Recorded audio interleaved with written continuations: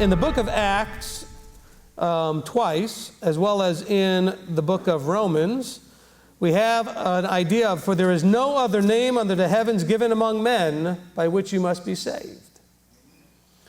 And in Romans and in another part of Acts, it says, it shall be that everyone who calls on the name of, and this is where we get into the big debates about how to pronounce his name, of Yeshua shall be delivered or shall be saved.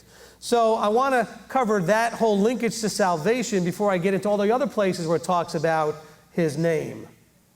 Where it says, call upon my name and all these other things. And it doesn't necessarily mention salvation in all those places. But in these really important verses, I think it's going to be good to get a good reset on what is he really talking about in here in the Brit Chadashah in these places. The context of Acts chapter 4, we're going to get from chapter 3 in a minute here, is talking to a group of people that are looking for the deliverer, just like they were in Egypt. Yes, come on. Okay, in Egypt they were waiting the deliverer to cast out their demons? No. They were looking for a deliverer to drag them out of the bondage of Egypt and bring them to the promised land. First of all, let's understand that the name itself is not the point. It's the authority in that person, in that name, that's the point. Peter doesn't think he has any power here.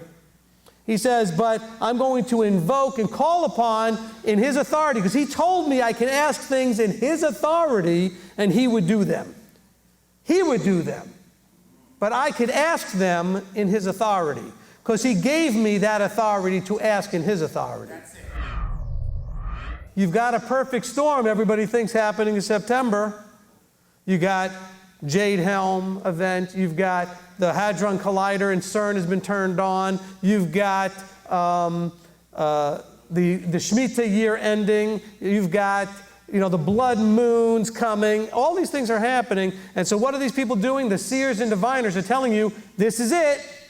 It's the end time. Yeshua's coming. He's right around the corner. And it turns into fear. Because one of the things we're going to read by the time we get to the Acts and then we get into Joel is that not only are horrible things going to happen during the end times, but miraculous, amazing things are going to happen during the end times. And there's going to be an inflow of people into the body, and there's going to be a strengthening of belief. Someone just sent me a link to Jonathan Cahn getting all Jim Baker all excited.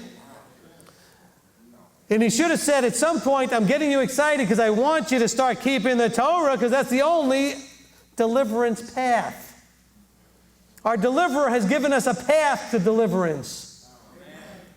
He's not just going to take you any which way you are with you doing nothing and say, okay, I'm delivering you. They didn't go from Egypt to the promised land without learning Torah first and being given the covenant. Do you have authority over that which you own? Right? Don't you have authority over what you own? Right? You buy something in the store, it's yours. You have authority over it. You decide how it's used, when it's used, by who it's used. Guess what? Yeshua owns all of you. He owns this man right here. He can leave him lame. He can make him lame. He can make him jump and leap. He can do whatever he wants. He owns him because he has authority there. There's authority of ownership. So heaven is going to receive him until the restoration of all things, of all matters.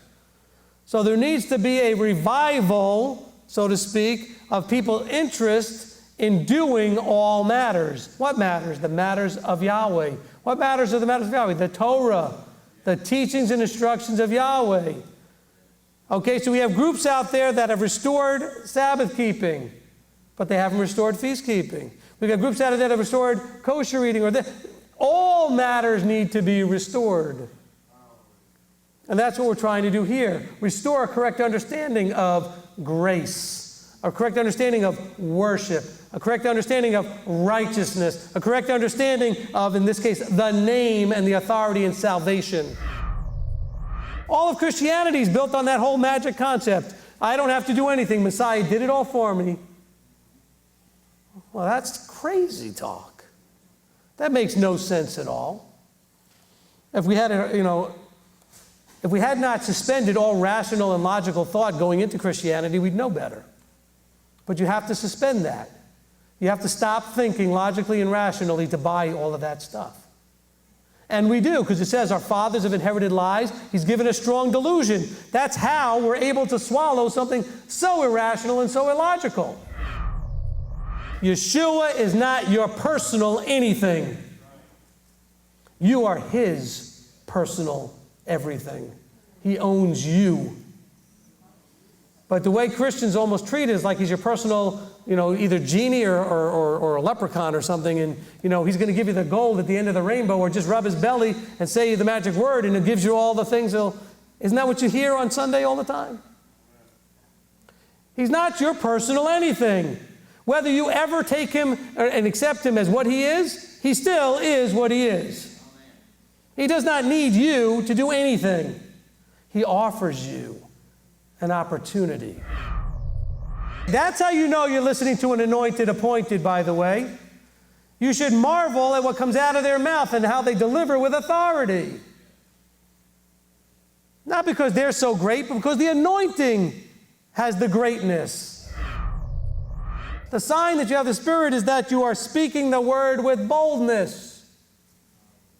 That is a sign of being filled. And the group of those who, if you're being real timid with the word, you're not filled all that much with the Spirit. That doesn't mean you have none of it, but if you want to be filled with it, we're talking about filled, not having. He says they were filled. He didn't say they were given some. If you're filled to overflowing, something that is full, then you are bold with the word. The context is that if you will come into belief in Yeshua and be filled with the Ruach, signs and wonders will occur, and then you will be motivated of heart to form the first century type community that you were meant to form. And so all of this fits into, there's no name under the heavens given among men by which you must be saved except the name or authority of Yeshua. See how the context of all this fits? So we understand, delivered from our materialism, delivered from our fear of giving to an authority, let authority handle finances, fear that they won't take care of everybody's needs. We are such a fearful group of people. When you're filled with all of the understanding of the intent of all of this, why you were created, why you exist, why all this happens, then you can be bold because you understand the intent of it all.